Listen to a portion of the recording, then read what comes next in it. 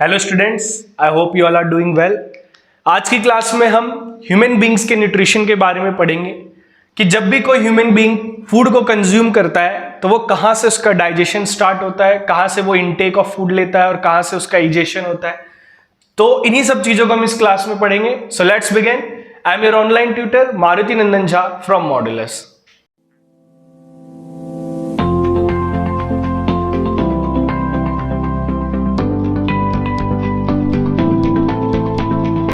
देखो, human beings के nutrition की अगर हम बात करें तो ह्यूमन बींग्स की न्यूट्रिशन जो स्टार्टिंग होती है वो कहां से होती है? माउथ से। ठीक है, न्यूट्रिशन की स्टार्टिंग ह्यूमन बींग की कहां से होती है? माउथ से। मतलब पहली जगह जहां हम खाने को लेते हैं वो हमारा माउथ होता है। ठीक है, मुंह से खाना लिया, अब मुंह में खाना गया, माउथ में जो भी फंक्शन होगा उसके बाद हम क्या करेंगे? माउथ के बाद हमारा खाना चला जाएगा ईसोफेगस में। ईसोफेगस का मतलब होता है फूड पाइप। ठीक है, सबसे पहला जो हमारा खाना होगा वो माउथ में जाएगा, माउथ के बाद हमारा फूड पाइप में जाएगा, जो हमारी खाद्य नली होती है जिसको हम ईसोफेगस बोलते हैं। तो पहले माउथ में गया, फिर ईसोफेगस में गया। अब ईसोफेगस से मतलब फूड पाइप से होता हुआ कहां चला जाएगा? ये हमारा चला जाएगा स्टमक में। फूड पाइप से होता हुआ हमारा कहां चला जाएगा? स्टमक में। ठीक है, पेट में। स्टमक में हमारा खाना गया, स्टमक में हमारा डाइजेशन होने के बाद अब इसके बाद हमारा खाना चला जाता है स्मॉल इंटेस्टाइन में। स्टमक में खाना डाइजेस्ट होने के बाद हमारा खाना चला जाता है स्मॉल इंटेस्टाइन में, छोटी आंत में। स्मॉल इंटेस्टाइन के बाद हमारा खाना जाता है लार्ज इंटेस्टाइन में। लार्ज इंटेस्टाइन में, ठीक है, लार्ज इंटेस्टाइन के बाद रेक्टम में, रेक्टम के बाद एनस के थ्रू बॉडी से बाहर निकल जाता है। एनस के थ्रू बॉडी से बाहर निकल जाता है। तो ये हमारा क्या है? देखो, जब भी कोई ह्यूमन बीइंग फूड को कंज्यूम करता है तो उसकी जो पूरा जगह है जहां से वो खाना जा रहा है, सबसे पहले माउथ में उसने फूड को लिया, फिर माउथ में उसको चबाने के बाद जो भी वहां पे प्रक्रिया होती है उसको करने के बाद ईसोफेगस में गया। ईसोफेगस होता है हमारा फूड पाइप। इसके बाद हमारा खाना चला जाता है स्टमक में।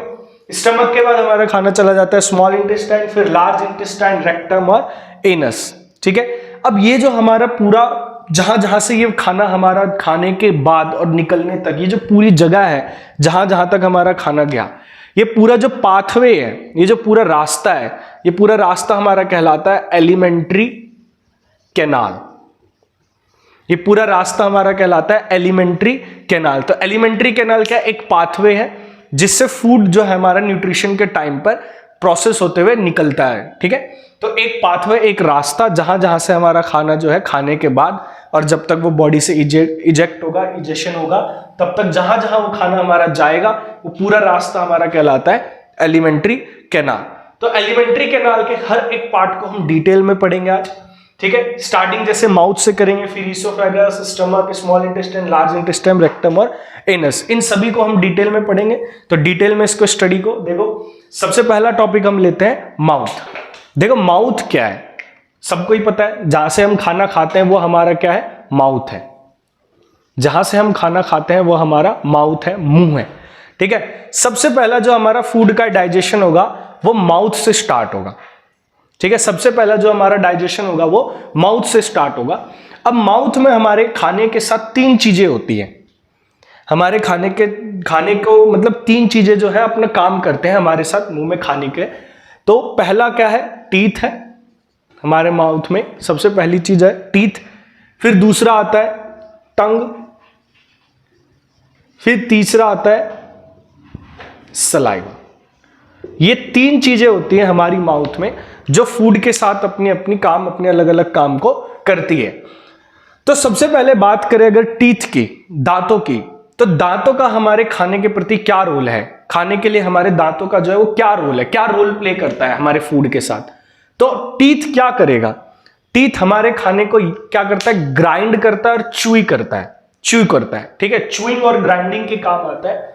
तो टीथ, जैसे हम किसी चीज को काटते हैं तो खाने के पीस को काटने के लिए, खाने के पीस को चबाने के लिए जब हम खाना मुंह में लेते हैं तो दांतों के द्वारा ही हम उसको चबाते हैं। तो टीथ क्या है?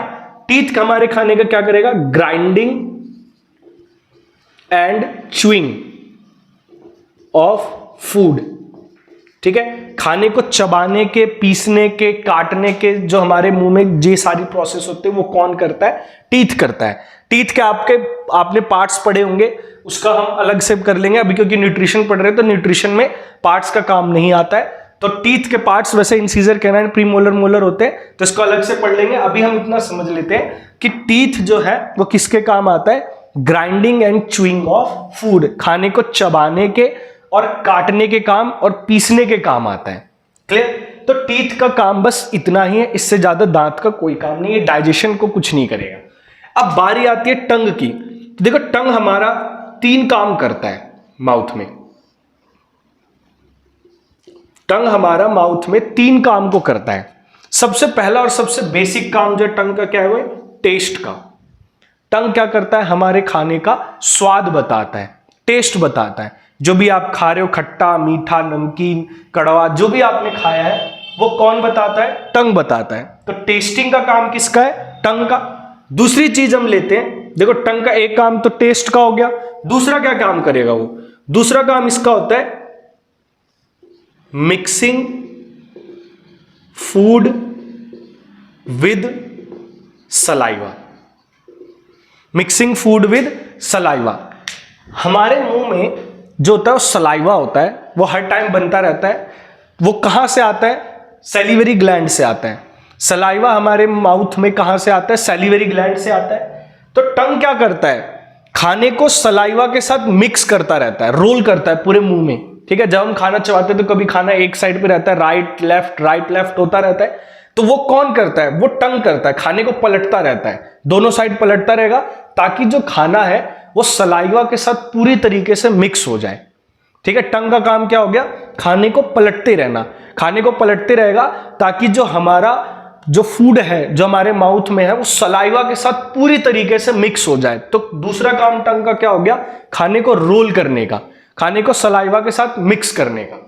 तीसरी चीज हम देखें, देखो 2 हो गया टंग का, एक टेस्ट का काम कर रहा है, एक सलाइवा के साथ मिक्स करने का काम कर रहा है। दूसरी चीज जब हम देखते हैं, देखो टंग जो है वो हमारा, जो हमें बाहर से दिखता है बस उतना ही बड़ी जीभ नहीं होती है। जो जीभ होती है हमारी पीछे फूड पाइप तक जाती है, फूड पाइप तक जो हमारा, जैसे आपने माउथ से खाना खाया तो फूड पाइप तक जो आपकी वो जीभ लगी रहती है। तो जब भी खाना आप खा रहे हो तो यहां भी जीभ के ऊपर है, जब आप निगलते हो उसको तो जीभ के थ्रू ही नीचे चली जाती है। फूड पाइप में जीभ से फिसलते हुए ही नीचे जाती है। जैसे स्लाइड में हम फिसलते हैं तो फिसल के ही तो नीचे जाते हैं उससे, वैसे ही खाना जीभ पे फिसल के नीचे चला जाता है फूड पाइप में। तो टंग क्या काम कर रहा है? तीसरा, इनगल्फिंग का काम कर रहा है। इनगल्फिंग का मतलब होता है निगलना, निगलने का काम कर रहा है खाने को। ठीक है, निगलने का काम कर रहा है।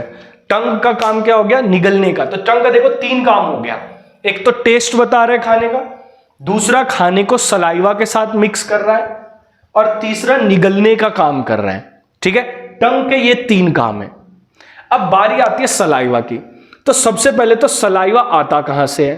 तो हमारे माउथ में होता है सैलिवरी ग्लैंड।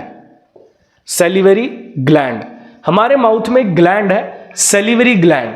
सैलिवरी ग्लैंड क्या करता है? सलाइवा रिलीज करता रहता है हमारी बॉडी में, माउथ में। ठीक है, सैलिवरी ग्लैंड हमारे माउथ में क्या करता है? सलाइवा को रिलीज करता है। कभी आपसे एक मार्क में क्वेश्चन पूछा जाए कि भाई सलाइवा कौन से ग्लैंड से आता है, तो आपको पता होना चाहिए कि सलाइवा हमारा सैलिवरी ग्लैंड से आता है। जो लार होता है हमारे मुंह का वो लार ग्रंथि से आती है। सलाइवा हमारा कहां से आता है? सैलिवरी ग्लैंड से आता है। तो सैलिवरी ग्लैंड से सलाइवा आया। अब सलाइवा के पास ना एक एंजाइम होता है, सलाइवा के पास एक एंजाइम होता है सैलिवरी एमाइलेज। सलाइवा के पास एक एंजाइम है सैलिवरी अमाइलेज। सलाइवा के पास एक एंजाइम है सैलिवरी अमाइलेज। देखो ये एंजाइम क्या करता है? जो भी हम खाना खाते हैं उसमें स्टार्च होता है, क्योंकि जो भी ज्यादातर हम चीज लेते हैं वो फूड जो होता है वो हमारा प्लांट प्रोडक्ट होता है मेनली। तो हम ये मान के चलते हैं कि प्लांट प्रोडक्ट में क्या होता है? स्टार्च होता है। तो सलाइवा का काम क्या है? इसका काम क्या है सैलिवरी अमाइलेज का? ये जो भी खाने के अंदर स्टार्च है, जो भी खाने के अंदर स्टार्च है उसको चेंज कर देता है शुगर में। उसको किस में चेंज कर देगा? शुगर में। देखो सलाइवा कहां से आया? सैलिवरी ग्लैंड से। एंजाइम कौन सा है सलाइवा में? Salivary amylase. और सैलिवरी एमाइलेज का काम क्या है? फूड में जो भी स्टार्च अवेलेबल है, हमारे खाने में जो भी स्टार्च है, उसको किस में कन्वर्ट कर देता है? शुगर में। उसको किस में कन्वर्ट कर देगा? शुगर में। तो अगर कोई कभी आपसे पूछ भी ले कि डाइजेशन का प्रोसेस कहां से स्टार्ट होता है, कई लोग बोल देते हैं स्टमक से, कि स्टमक में खाना जाके पचता है, डाइजेस्ट होता है, पर इसका आंसर गलत हो जाएगा। सबसे पहला हमारा खाना कहां पचता है? माउथ में। डाइजेस्ट कहां होता है? सबसे पहले माउथ में। क्यों? क्योंकि यहां पर सैलिवरी एमाइलेज ने स्टार्च को किस में चेंज कर दिया? शुगर में। क्लियर? सैलिवरी एमाइलेज ने स्टार्च को किस में चेंज कर दिया? शुगर में। तो सबसे पहला जो हमारा खाना का डाइजेशन होता है, फूड का डाइजेशन, वो माउथ से ही स्टार्ट हो जाता है और वो सलाइवा करता है। तो एक बार माउथ का देख लो दोबारा। माउथ में हमारी 3 चीजें हैं, टीथ, टंग और सलाइवा। टीथ का काम क्या होता है? Grinding and chewing of food, खाने को चबाने और पीसने के काम आता है। टंग का क्या काम होता है? जीभ का। तो पहला काम होता है इसका टेस्ट का, दूसरा काम होता है इसका सलाइवा के साथ पूरे खाने को मिक्स करने का, तीसरा काम होता है इसका इनगल्फिंग का, निगलने का काम होता है। नेक्स्ट आता है सलाइवा। सलाइवा किस ग्लैंड से आता है? सैलिवरी ग्लैंड से। सैलिवरी ग्लैंड में, सलाइवा में कौन सा एंजाइम है? Salivary amylase. सैलिवरी एमाइलेज का काम क्या है? स्टार्च को किस में चेंज करना? शुगर में। क्लियर है? तो माउथ में आपका इतना ही प्रोसेस होगा। इसके बाद खाना माउथ से आगे चला जाएगा। तो माउथ से आगे खाना कहां जाएगा? माउथ के बाद खाना जाता है ईसोफेगस में। माउथ के बाद खाना कहां जाता है? ईसोफेगस में। ये होता है हमारा फूड पाइप। माउथ के बाद हमारा खाना कहां जाता है? ईसोफेगस में। ईसोफेगस होती है हमारी फूड पाइप, खाद्य नली, जहां पे खाना हमारा माउथ से लेकर स्टमक तक जाता है। अब यहां पर हमारे फूड के साथ कोई भी डाइजेशन नहीं होता है, बस ये एक रास्ता है। ठीक है? ये एक रास्ता है जहां से खाना नीचे पहुंच जाएगा। जैसे मान लो टंकी है, टंकी में पानी चला है, तो पाइप के थ्रू नल तक आता है, तो वो पाइप ही समझ लो उसको। इसमें कुछ नहीं हो रहा, बस एक पाइप है जहां से खाना आपका माउथ से स्टमक तक, पेट तक पहुंचेगा। पर इसमें एक चीज इंपॉर्टेंट हो जाती है ईसोफेगस में। ऐसे तो ये पूरा रास्ता है, इसका कोई इतना इंपॉर्टेंस नहीं है, पर इसमें एक मूवमेंट होती है।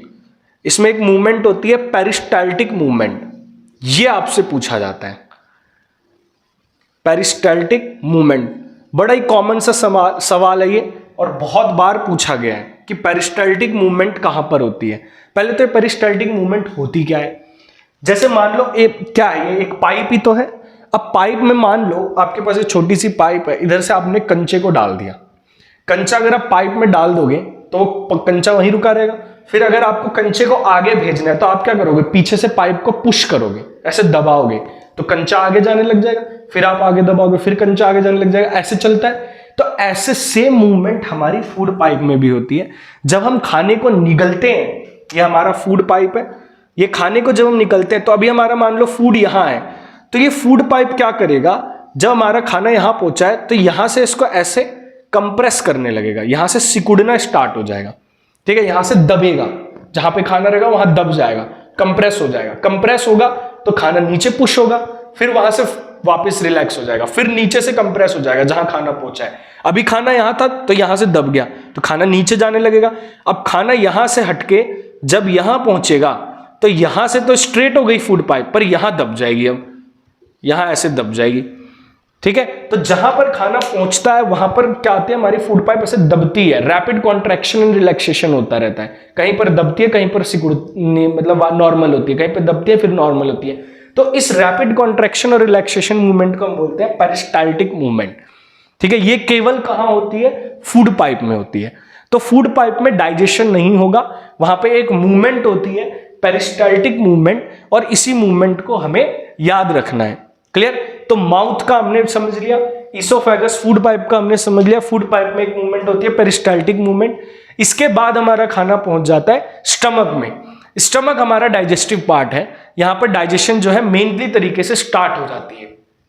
ठीक है? तो इसको एक स्क्रीनशॉट ले लो या नोट कर लो। देखो अब हमारा स्टमक आता है। स्टमक में क्या होगा? पहले तो स्टमक की बात करें तो स्टमक का जो शेप होता है वो जे शेप होता है, जे शेप्ड की तरह रहेगा। ये जे शेप्ड एक बैग है। ये स्टमक क्या है? हमारा एक बैग है। बैग में क्या आ रहा है? फूड आ रहा है। ठीक है? डाइजेशन के लिए। तो एक बैग है जहां पे फूड क्या रहेगा? आएगा, जिसका डाइजेशन होगा।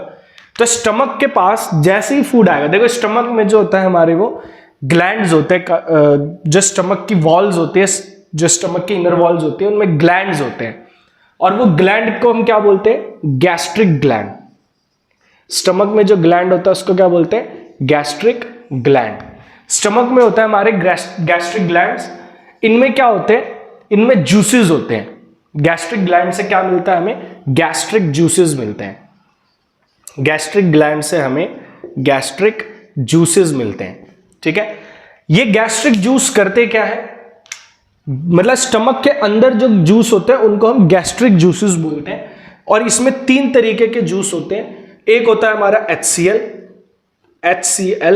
एक होता है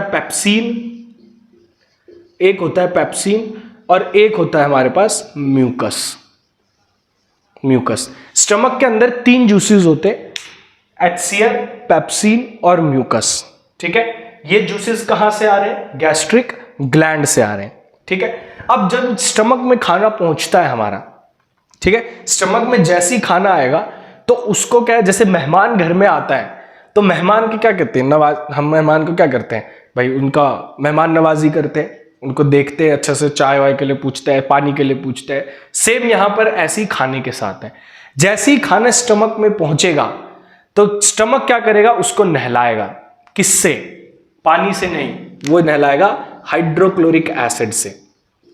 जैसे ही खाना हमारा पेट में पहुंचेगा, स्टमक में पहुंचेगा, उसको नहलाया जाएगा। स्टमक के अंदर खाने को नहलाया जाएगा, स्नान कराया जाएगा। किससे? गैस्ट्रिक वो हाइड्रोक्लोरिक एसिड से, HCl से। मतलब खाना स्टमक में पहुंचा, इधर से जूसेस आए, वो एसिड आया, उसने खाने को पूरा एसिड से नहला दिया। तो अब हमारा जो खाना है वो स्टमक में पहुंचते ही क्या बन गया? एसिडिक बन गया। ठीक है, हमारा जो खाना है वो स्टमक में पहुंचते ही क्या बन गया? एसिड। तो HCl क्या करता है? It makes food acidic. अब ये करता क्यों है एसिडिक? इसको इतना मतलब एसिड बनाने की जरूरत ही क्या पड़ी? HCl ने खाने को एसिड इसीलिए बनाया ताकि पेप्सिन उस पर काम कर सके, पेप्सिन उस पर अपने प्रोसेस को कर सके। तो पेप्सिन कब खाने को डाइजेस्ट करेगा? जब खाना उसको एसिडिक मिलेगा। पेप्सिन ने साफ बोला हुआ है स्टमक को, भाई मेरे पास अगर खाना एसिड की फॉर्म में आएगा तो ही मैं काम करूंगा, वरना मैं नहीं करूंगा, मैं छुट्टी पे रहूंगा। तो एसिड, स्टमक ने बोला नहीं छुट्टी तो हम तेरे को लेने नहीं देंगे, तो एसिड से नहलाया जाता है उसको। ठीक है, एसिड से नहला दिया ताकि पेप्सिन उस पर वर्क कर सके, पेप्सिन उस पर अपने प्रोसेस को कर सके। तो HCl ने क्या किया? इसने अपने खाने को एसिडिक बनाया so that pepsin can act on it, ताकि पेप्सिन उस पर काम कर सके। ठीक है, HCl का काम क्या है? खाने को एसिड बनाने का है, एसिडिक मीडियम प्रोवाइड कराने का है, ताकि वो पेप्सिन जो एंजाइम है वो उस पर काम कर सके। क्लियर? तो HCl का काम बस इतना ही है। और एक इसका छोटा मोटा काम है, जो हमारे फूड में बैक्टीरिया वगैरह होते हैं, अगर मान लो फूड में छोटे मोटे कोई बैक्टीरिया है तो एसिड से नहलाते ही वो सारे बैक्टीरिया भी मर जाते हैं। अगर हमारे खाने में कुछ बैक्टीरिया वगैरह है तो एसिड क्या करता है? जैसे ही हम खाने को एसिड से नहलाएंगे तो बैक्टीरिया वगैरह सब कुछ जो है एसिड से नहाते ही मर जाएगा। तो 2 काम हो गए HCl के। एक तो खाने को एसिडिक बनाना है ताकि पेप्सिन उस पर काम कर सके, दूसरा काम है जो खाने में जो भी बैक्टीरिया वगैरह है उसको क्या करता है? किल कर देता है, उसको मार देता है।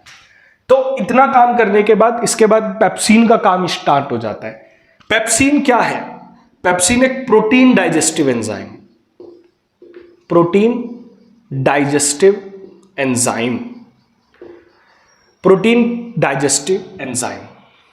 एंजाइम क्या होता है? एंजाइम वो केमिकल होते हैं, ये बायोलॉजिकल कैटलिस्ट है जो रिएक्शन को प्रोसेस करवाते हैं। ठीक है, कैटलिस्ट मतलब क्या होता है? जो रिएक्शन में इन्वॉल्व तो होते हैं, मतलब रिएक्शन को करवाते हैं पर उसमें इन्वॉल्व नहीं होते। जैसे मान लो कि शादी में पंडित को बुलाया जाता है, तो पंडित क्या करता है? शादी को करवाता है, पर वो शादी के बाद थोड़ी दूल्हे के साथ घर जाएगा, या शादी से पहले थोड़ी फैमिली के साथ रह रहा था। उसका काम बस है क्या है? शादी को करवाना। उसके बाद उससे पहले का उसको कोई काम नहीं। तो पंडित, यहां पर पंडित कौन है? एंजाइम है, कैटलिस्ट को बोलते हैं। कैटलिस्ट का भी काम वही होता है कि किसी भी रिएक्शन को करवाता है पर उसमें खुद मतलब प्रोडक्ट में इन्वॉल्व नहीं होता है, बाद में उसका कोई काम नहीं है, बस वो रिएक्शन करवा देगा। तो पेप्सिन क्या है, यहां पर एक एंजाइम है, कैटलिस्ट है, बायोलॉजिकल कैटलिस्ट है, जो किसको डाइजेस्ट करता है, प्रोटीन को। मतलब हमारे खाने में जो भी प्रोटीन है उसको डाइजेस्ट करने का काम किससे स्टार्ट होता है, पेप्सिन से। तो पेप्सिन का काम हो गया प्रोटीन को डाइजेस्ट करने का। हमारे खाने में जो भी प्रोटीन होता है उसको ब्रेक डाउन कर देता है, उसको डाइजेस्ट कर देता है, छोटे छोटे टुकड़ों में बांट देता है। क्लियर है, डाइजेस्ट का मतलब यहां पर छोटे छोटे टुकड़ों में बांट दिया। ठीक है, म्यूकस का क्या काम है। अब देखो म्यूकस, जब हमारे पेट में एसिड है, हमारे पेट में एसिड है तो हमारा पेट तो जल जाना चाहिए। अगर मैं मान लो आपको बोल दूं HCl पी जाओ, तो आप जैसे HCl पियोगे भाई यहां से जलते हुए पूरा चला जाएगा नीचे, पूरा यहां से लेकर यहां तक जहां तक एसिड जाएगा वो पूरा जल जाएगा। तो हमारे पेट में तो HCl है, हाइड्रोक्लोरिक एसिड है, 1.2 pH होता है इसका, मतलब बहुत पावरफुल एसिड है। तो इससे हमारा पेट क्यों नहीं जलता, फिर क्यों नहीं जलता, क्योंकि म्यूकस ने उसको प्रोटेक्ट करके रखा हुआ है। म्यूकस ने उसको प्रोटेक्ट करके रखा हुआ है। म्यूकस क्या करता है, स्मॉल इंटेस्टाइन जो है उसके अंदर की जो लेयर है, स्मॉल इंटेस्टाइन की जो अंदर की लेयर है, उस लेयर पे क्या है, म्यूकस है।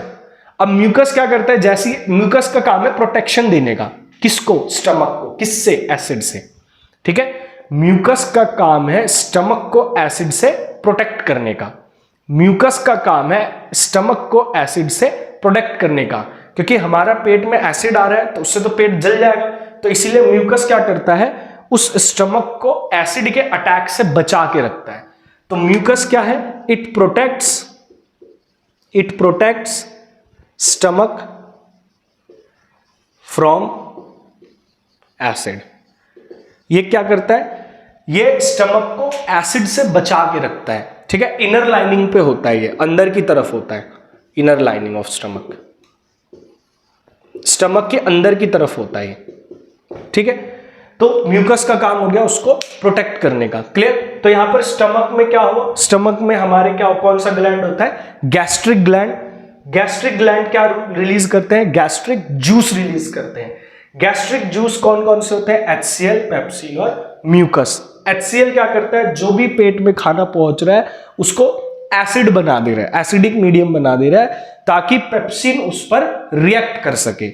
दूसरा काम क्या है, बैक्टीरिया जो भी हमारे खाने में छोटे मोटे रहते हैं उनको भी ये मार देता है। पेप्सिन क्या है, एक प्रोटीन डाइजेस्टिव एंजाइम है, प्रोटीन को क्या कर देगा, डाइजेस्ट कर देगा। म्यूकस क्या करता है, हमारे पेट को स्टमक से बचा के रखता है। अब यहां बात एक म्यूकस की जो आती है, देखो म्यूकस की एक लिमिट होती है बचाने की। मतलब म्यूकस क्या है, जैसे मान लो आपने किसी अपने घर के आगे सिक्योरिटी गार्ड लगा रखा है, अब 2-4 आपने सिक्योरिटी गार्ड लगा रखे हैं कि भाई जो भी चोर उचक्के आएंगे उनसे बचा के रखना है, तो वो बचा के रखते हैं। अब मान लो उनकी भी तो कोई लिमिट होगी कि इतने ही चोरों को बचा पाएंगे। अब तुमने 2-4 वहां पे सिक्योरिटी गार्ड खड़े कर रखे हैं, अचानक से 20-30 गुंडे आ जाए या 20-30 कोई चोर आ जाए आपके घर पे, तो सबसे तो नहीं बचा पाएंगे, फिर उनकी लिमिट खत्म हो गई। तो इसीलिए ऐसी म्यूकस भी काम है, इसकी एक लिमिट होती है कि इतने एसिड तक ही अपने आपके पेट को प्रोटेक्ट कर पाएगा। अगर उससे ज्यादा एसिड आपके पेट में आ गया तो उससे उसको म्यूकस प्रोटेक्ट नहीं कर पाता है। तो ये कंडीशन कब बनती है, मान लो आपको कोई अच्छा सा खाना मिल गया, फास्ट फूड आपने कभी खा लिया, चाउमीन मोमोज खाते ही रहते हैं आजकल के लोग, तो ज्यादा खाना खा लिया हमने, ज्यादा खाना जैसे ही आप खाओगे, आपके लिमिट से ज्यादा आपने खाया, तो आपके पेट में एसिड भी ज्यादा आएगा। ठीक है, जितना खाना आएगा उतना ही एसिड आएगा। एसिड ज्यादा आने की वजह से म्यूकस की जो लिमिट थी वो एक्सटेंड हो मतलब लिमिट खत्म हो जाती है, तो एसिड अपना अब असर आपके पेट में दिखाने लग जाएगा। जैसे ही आप ज्यादा खाना खाओगे, म्यूकस की लिमिट खत्म हुई, अब एसिड क्या करेगा, इनर लाइनिंग पर अपना काम करना स्टार्ट कर देगा, उस पर अपना अटैक करेगा। तो अटैक करेगा तो हमारे पेट में क्या होने लग जाती है, जलन होने लग जाती है। आप ज्यादा खाना खा लोगे, आपके पेट में जलेगा, दुखेगा, पेट में पेन होगा, इरिटेशन होने लग जाएगी। तो इस कंडीशन को जब भी ऐसा कुछ होता है तो इस कंडीशन को हम बोलते हैं एसिडिटी। इस कंडीशन को हम क्या बोलते हैं, एसिडिटी। एसिडिटी हो जाती है ना, ज्यादा खाना खाते हैं तो एसिडिटी हो जाती है, पेट में जलन होने लग जाता है। तो ऐसा जब भी होता है तो किसकी वजह से होता है, ज्यादा एसिड बनने की वजह से होता है। हमारे पेट में ज्यादा एसिड बन जाता है, तब हमें एसिडिटी होता है। अब एसिडिटी को ओवरकम करने के लिए, इसको खत्म करने के लिए, देखो एसिड अगर पेट में बढ़ गया है एसिड अगर पेट अभी ऐसे है, एसिड बढ़ गया तो एसिड का दुश्मन कौन है? बेस। ठीक है, अगर एसिड बढ़ गया तो आप क्या कर दो? बेस भी बढ़ा दो। एसिड बढ़ गया तो आप क्या कर दो? बेस भी बढ़ा दो। बेस और एसिड एक दूसरे के अटैक को कैंसिल करते हैं, न्यूट्रलाइज कर देते हैं। ठीक है, तो यहां पर जैसे ही अब मेरे पेट में एसिड बढ़ेगा तो मैं क्या करूंगा? अब मेरे को पता चल गया मेरे एसिडिटी हो रही है, मैंने एसिड ज्यादा खा लिया, तो मैं क्या करूंगा? बेस लूंगा। कौन सा बेस? एडिबल बेस, वो भी कोई सा भी बेस जो हम खा सकते हैं। जैसे बेकिंग सोडा हो गया, बेकिंग सोडा खा सकते हैं, उसको खाने की चीजों में डलता है। मिल्क ऑफ मैग्नीशिया बहुत कॉमन एग्जांपल है इसका। इसको कम करने के लिए हम क्या ले लेते हैं? Milk of magnesia, milk of magnesia. ठीक है, जैसे इनो पी लेते हैं, डाइजिन ले लेते हैं, उन सब में क्या डला रहता है? मिल्क ऑफ मैग्नीशिया डला रहता है, या कोई सोडा डला रहेगा जो आपके क्या रहेगा? बेस होता है। तो आपके पेट में एसिड ज्यादा थी, जैसे ही आपने इनो या कुछ भी बेकिंग सोडा वगैरह लिया तो आपके एसिड ज्यादा थी तो आपने बेस ले लिया। बेस और एसिड एक दूसरे को खत्म कर देंगे तो आपकी जो पेट में जलन होगी, जो आपके पेट दुख रहा होगा, वो खत्म हो जाएगा। ठीक है, तो ये हमारे जो केस था ये स्टमक के लिए था। क्लियर है सभी को? अब देखो नेक्स्ट जो हमारा पार्ट आता है स्टमक के बाद, वो हमारा आता है स्मॉल इंटेस्टाइन।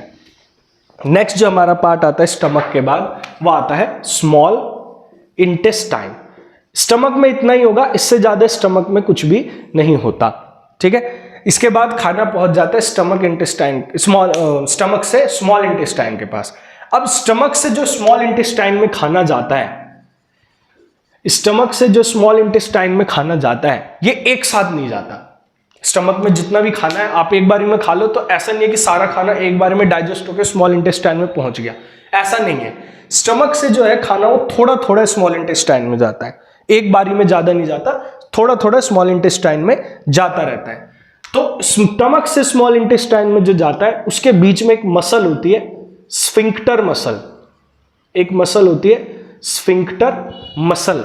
स्फिंक्टर मसल, ये स्फिंक्टर मसल क्या करती है? जब स्टमक से स्मॉल इंटेस्टाइन में खाना जाता है तो स्फिंक्टर मसल कंट्रोल करती है कि कितना खाना भेजना है। ठीक है, स्फिंक्टर मसल मतलब स्फिंक्टर मसल ही कंट्रोल करेगी कि थोड़ा थोड़ा खाना हम जो है स्मॉल इंटेस्टाइन में वो जाना चाहिए। तो ये किसके कंट्रोल के अंदर है? स्फिंक्टर मसल के अंदर। ठीक है, तो स्टमक से स्मॉल इंटेस्टाइन में खाना कौन भेजता है? बीच में एक मसल होती है स्फिंक्टर मसल, और ये थोड़े थोड़े अमाउंट में जाता रहता है। अब स्मॉल इंटेस्टाइन में खाना पहुंच गया। स्मॉल इंटेस्टाइन जो है वो हमारे पूरे एलिमेंट्री कैनाल का सबसे लॉन्गेस्ट पार्ट होता है। स्मॉल इंटेस्टाइन जो है वो पूरे एलिमेंट्री कैनाल का लॉन्गेस्ट पार्ट है, longest part of alimentary canal. ये हमारे एलिमेंट्री कैनाल का सबसे लॉन्गेस्ट पार्ट होता है, सबसे बड़ा हिस्सा ये होता है। पर और ये कितना बड़ा हो सकता है? देखो ये 7 से लेकर 9 मीटर तक का, 10 मीटर तक का भी किसी में होता है, वो डिपेंड करता है जो मतलब ऑर्गेनिज्म है, हर्बीवोरस है, कार्निवोरस है, ओमनीवोरस है, उन पे भी डिपेंड करता है। तो लॉन्गेस्ट पार्ट जो एलिमेंट्री कैनाल का होता है वो होता है स्मॉल इंटेस्टाइन। छोटी आंत जो होती है हमारी सबसे बड़ी पार्ट होती है, ये छोटे से हिस्से में कॉइल्ड रहता है। ठीक है, एलिमेंट्री कैनाल में छोटे से हिस्से में कॉइल्ड रहेगा, ऐसे मुड़ा मुड़ा सा रहता है। जैसे आप पतंग उड़ाते हो तो पतंग की डोरी कितनी लंबी रहती है? बहुत लंबी रहती है। पर अगर हम उसको बांधे, जैसे चक्री में बांधते हैं या हाथ में बांधते हैं, तो वो जितनी भी लंबी डोरी है वो इतने से में भी आ जाती है। क्यों आ जाती है? क्योंकि हम उसको कॉइल की तरह मतलब कॉइल करके एक जगह गूंथ के और फिर रखते हैं। तो स्मॉल इंटेस्टाइन जो है वो लॉन्गेस्ट पार्ट एलिमेंट्री कैनाल का 7 से 9 मीटर तक का होता है। ये कॉइल्ड रहता है एक छोटे से एरिया में। अब स्मॉल इंटेस्टाइन में देखो, स्मॉल इंटेस्टाइन के पास खुद के तो जूसेस हैं, खुद के इसके पास एंजाइम हैं, पर इसके ना बाहर से भी एंजाइम आते हैं। स्मॉल इंटेस्टाइन में बाहर से भी एंजाइम आते हैं। बाहर से एंजाइम इसके पास सबसे पहले एंजाइम भेजता है लीवर। सबसे पहले हमारा एंजाइम भेजता है लीवर। ठीक है, लीवर जो है वो हमारी बॉडी का लार्जेस्ट ग्लैंड होता है। लीवर हमारी बॉडी का लार्जेस्ट ग्लैंड है, सबसे बड़ा ग्लैंड हमारी बॉडी का कौन है? लीवर। लीवर से स्मॉल इंटेस्टाइन के पास एक जूस आता है, बाइल जूस। लीवर से जो बाइल जूस है वो स्मॉल इंटेस्टाइन के पास पहुंचता है।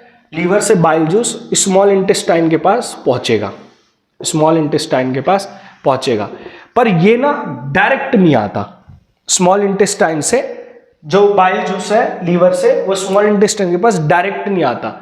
लीवर और स्मॉल इंटेस्टाइन के बीच में एक और पार्ट होता है gall bladder. Gall bladder, gall bladder, ठीक है। गॉल ब्लैडर क्या है, मतलब एक ऐसी जगह मान लो गॉल ब्लैडर को जहां पे बाइल जूस जो होता है वो स्टोर रहता है। लीवर बाइल जूस को बनाता है, उसको आगे भेज देता है, गॉल ब्लैडर में जाके बाइल जूस स्टोर होता है, फिर यहां से थोड़े थोड़े अमाउंट में वो कहां पे जाता रहेगा, स्मॉल इंटेस्टाइन में जाता रहेगा। जब हमारा खाने की पचने की टाइम होगा तब गॉल ब्लैडर बाइल जूस को स्मॉल इंटेस्टाइन के पास भेज देता है।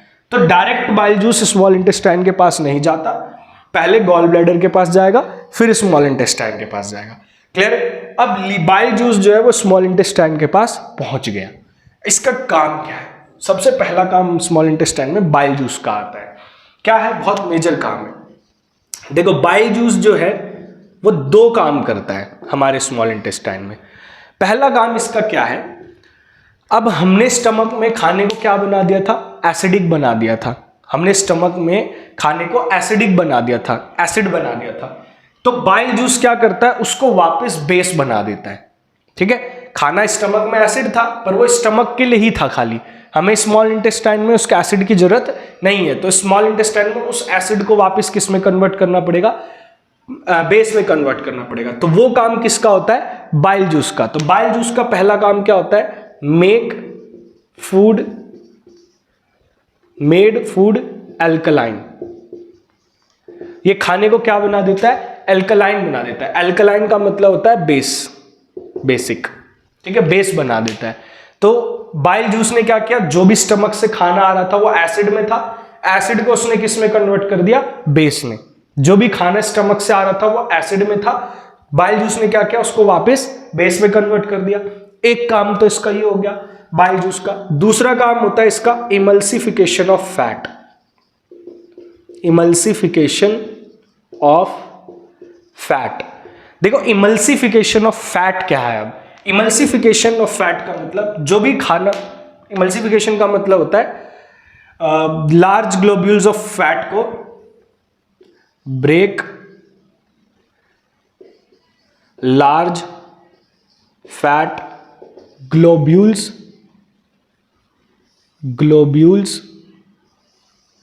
Into small globules.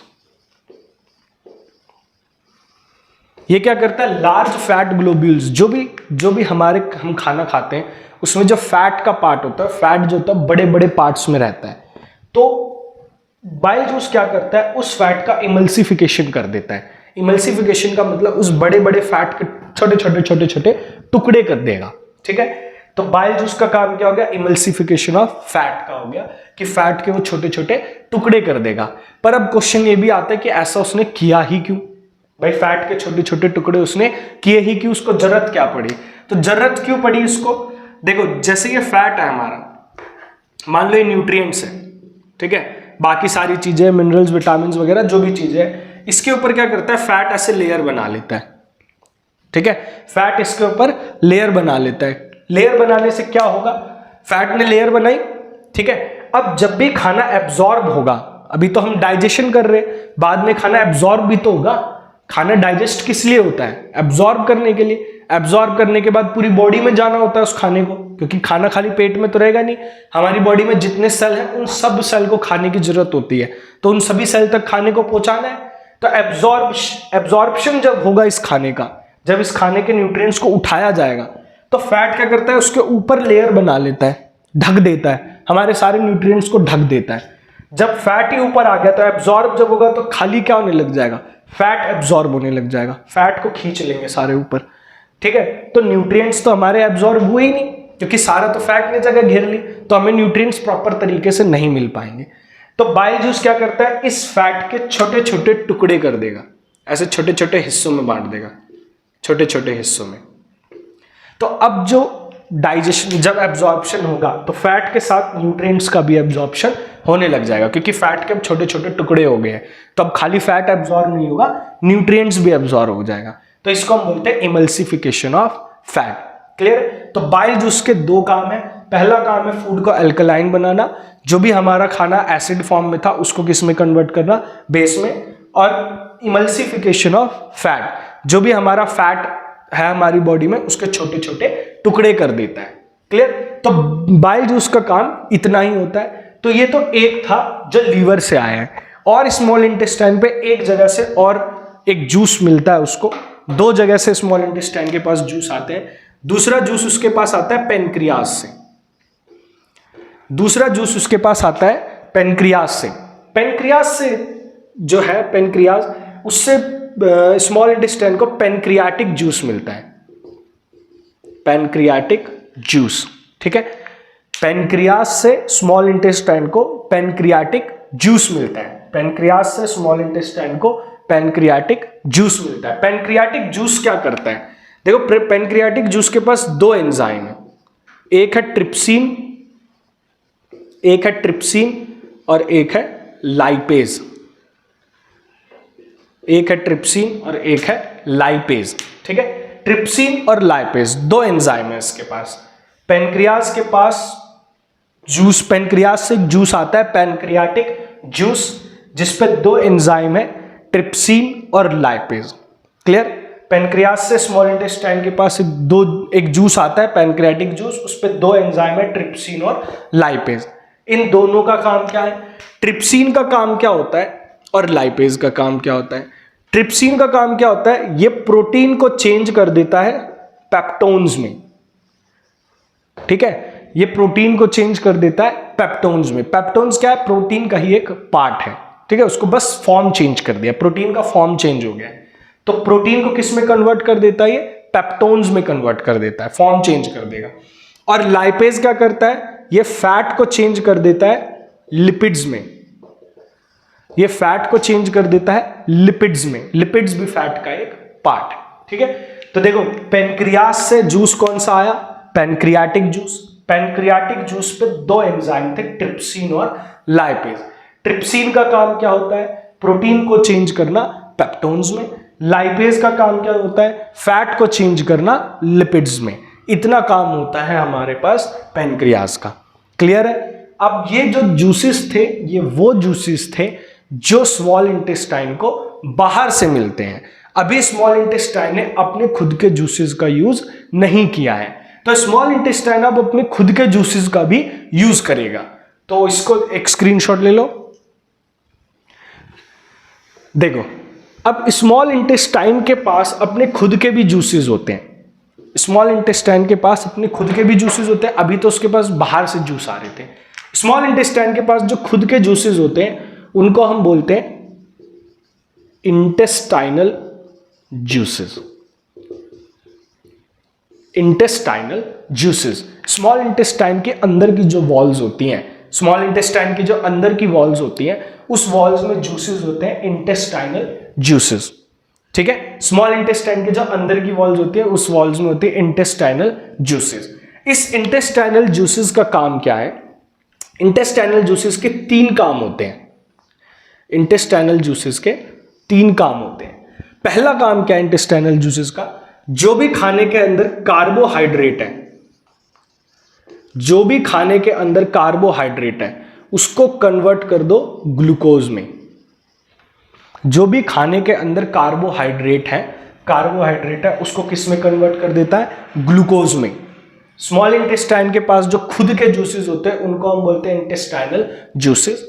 इसका पहला काम होता है कार्बोहाइड्रेट को चेंज कर देना ग्लूकोज में, कार्बोहाइड्रेट को चेंज कर देना ग्लूकोज में। और इसके बाद जो नेक्स्ट होता है, ये एक काम हो गया। दूसरा काम होता है इसका, ये प्रोटीन को चेंज करता है अमीनो एसिड में, प्रोटीन को चेंज करता है अमीनो एसिड में। ठीक है, दो काम है, एक है कार्बोहाइड्रेट को चेंज करना ग्लूकोज में, और दूसरा काम है प्रोटीन को चेंज करना अमीनो एसिड में। क्लियर? दो काम हो गए। तीसरा काम होता है इसका, वो करता है, दो हो गया ना, फैट को फैटी एसिड और ग्लिसरॉल में चेंज करता है। ठीक है, इंटेस्टाइनल जूस जो है वो तीन काम करता है। कार्बोहाइड्रेट को ग्लूकोज में चेंज करता है, प्रोटीन को एमिनो एसिड में चेंज करता है, और फैट को फैटी एसिड और ग्लिसरॉल में चेंज करता है। देखो, यहां प्रोटीन और फैट दो बार चेंज हुए हैं। एक बार प्रोटीन और फैट को चेंज किया था पैनक्रियाटिक जूस ने, ट्रिप्सिन और लाइपेज ने, और एक बार इंटेस्टाइनल जूसेस चेंज करते हैं। दोनों ने पर अलग अलग फॉर्म में चेंज किया है। ट्रिप्सिन ने जो चेंज किया था प्रोटीन को पेप्टोन्स में चेंज किया था, पर इंटेस्टाइनल जूसेस ने प्रोटीन को किस में चेंज किया है? एमिनो एसिड में। और लाइपेज ने जो था वो फैट को लिपिड्स में चेंज किया था, और इंटेस्टाइनल जूसेस ने या फैट को किस में चेंज किया? फैटी एसिड और ग्लिसरॉल में। क्लियर? ये इंटेस्टाइनल जूसेस के 3 काम हैं। ठीक है, इंटेस्टाइनल जूस के इसके अलावा कोई काम नहीं है। अब यहां तक तो हम वो कर रहे थे जो डाइजेशन हो रहा है, डाइजेशन वाली चीजें पढ़ रहे थे। अब डाइजेशन जो है वो खत्म हो जाती है, ये डाइजेशन यहां पे खत्म हो जाता है। अब काम आता है एब्जॉर्प्शन का। अब काम आता है एब्जॉर्प्शन का। जितना भी चीज अभी तक हमारा डाइजेस्ट हुआ है वो अब उसको खींच के और कहां तक भेजना है? ब्लड तक भेजना है। ठीक है, खींच के कहां तक भेजना है? ब्लड तक भेजना है। ब्लड को क्यों देने हैं? क्योंकि ब्लड उसको पूरी बॉडी में पहुंचा देगा, ब्लड उसको पूरी बॉडी में सर्कुलेट कर देगा। तो यहां पर इंटेस्टाइनल जूसेस ने अपना काम कर दिया, डाइजेशन का प्रोसेस खत्म हो गया। अब एब्जॉर्प्शन का प्रोसेस स्टार्ट हो जाएगा। अब इंटेस्टाइनल जो होता है उसके पास विलाय प्रेजेंट होते हैं। विलाय, देखो विलाय क्या है? ये फिंगर लाइक प्रोजेक्शन है, finger like projection, finger like projection है। मान लो ये स्मॉल इंटेस्टाइन है हमारा, ये उसकी पाइप है स्मॉल इंटेस्टाइन, इसमें से फूड पार्टिकल्स जा रहे हैं, ये फूड पार्टिकल्स इसमें से जा रहे हैं।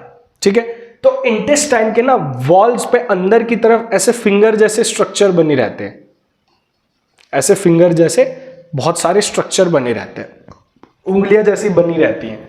ठीक है, ऐसे उंगलियां बनी हुई हैं।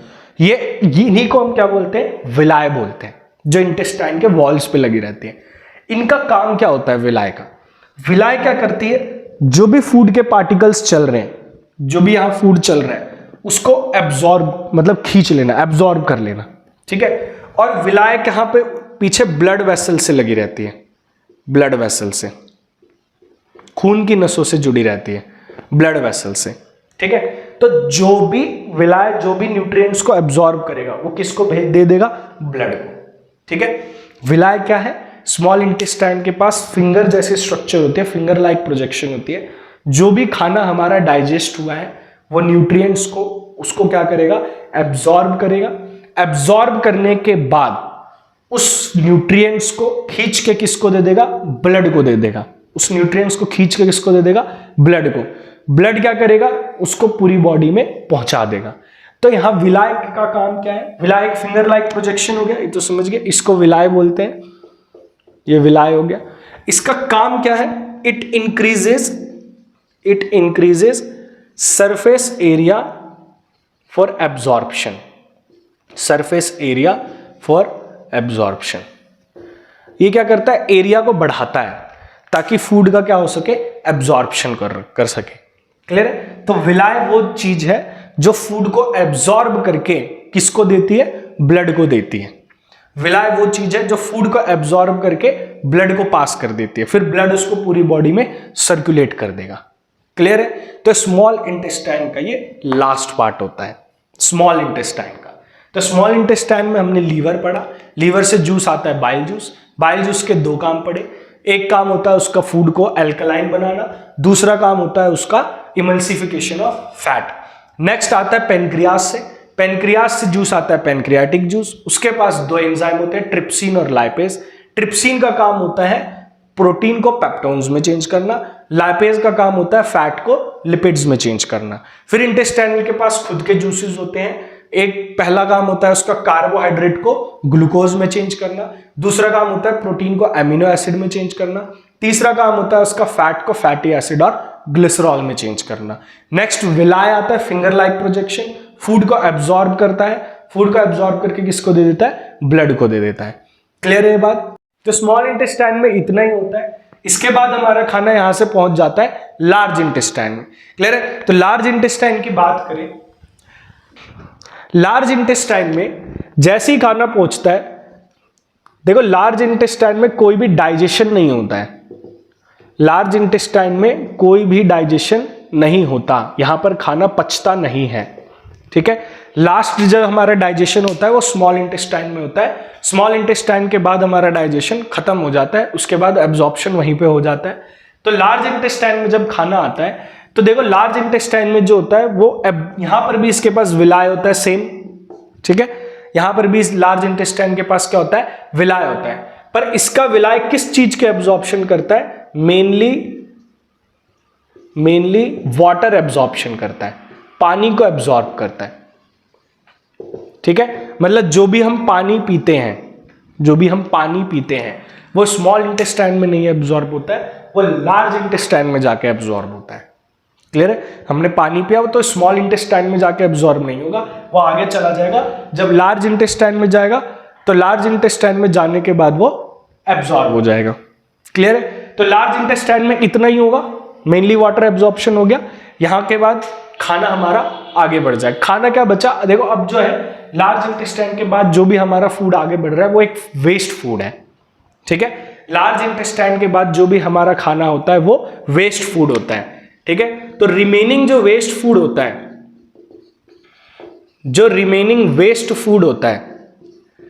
वो हमारा पहुंच जाता है रेक्टम में, ठीक है। रेक्टम क्या है, ये भी एक बैग है।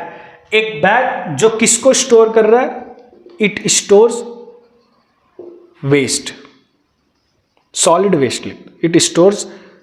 वेस्ट। जो भी हमारा सॉलिड वेस्ट बच गया, जो भी हमने खाया था उसमें जो सॉलिड हमारा वेस्ट बच गया, वो सारा वेस्ट जाके कहां स्टोर हो जाता है, रेक्टम में स्टोर हो गया, सॉलिड वेस्ट स्टोर हो गया जाके। अब वहां पर रेक्टम में स्टोर होके रहता है, जो हमारा सॉलिड वेस्ट होता है, जो फीसिस होता है वो स्टोर होके रहेगा। फिर उसके बाद वहां से एनस के थ्रू बॉडी से बाहर निकलता है। रेक्टम के बाद हमारा वेस्ट कहां से बाहर निकलता है, एनस के थ्रू, जो हमारे एलिमेंट्री कैनाल का लास्ट पार्ट होता है।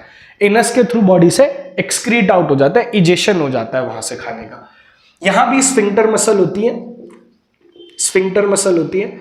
अब रेक्टम में जो है वो वेस्ट होता है, तो उसमें भी स्फिंक्टर मसल वहां पर लगी रहती है रेक्टम में, वो थोड़ा थोड़ा वेस्ट ही नीचे जो है वो बॉडी से बाहर निकालती है एनस के थ्रू। तो ये हमारा एलिमेंट्री कैनाल यहां पर खत्म हो जाता है। क्लियर है। तो आज हमने एलिमेंट्री कैनाल का शुरू से लेकर स्टार्टिंग तक, सारा एंड तक जो भी ह्यूमन बींग्स में होता है, न्यूट्रिशन इन ह्यूमन बींग्स, वो हमने कंप्लीट कर लिया है। इसको आपको रिवाइज करना है, प्रॉपर नोट्स बनाने हैं। जो भी मैं पढ़ाता हूं बीच में उसको एक जगह नोट कर लो, क्योंकि इसके पहले का भी आपने नोट नहीं किया, उसके बाद का नहीं किया तो कोई फायदा नहीं हो जाएगा। खाली आप न्यूट्रिशन भी नहीं पढ़ सकते, क्योंकि अभी एक्सक्रीशन आएगा, बाकी चीजें भी आती रहती हैं। तो इसको नोट करो, एक प्रॉपर नोट्स बनाओ, ताकि आपको रिवीजन की भी जरूरत पड़ेगी आगे तो आप रिवाइज कर सकते हो। तो आज के लिए इतना ही रखते हैं, मिलते हैं नेक्स्ट क्लास में। So like, subscribe and share our channel. Thank you.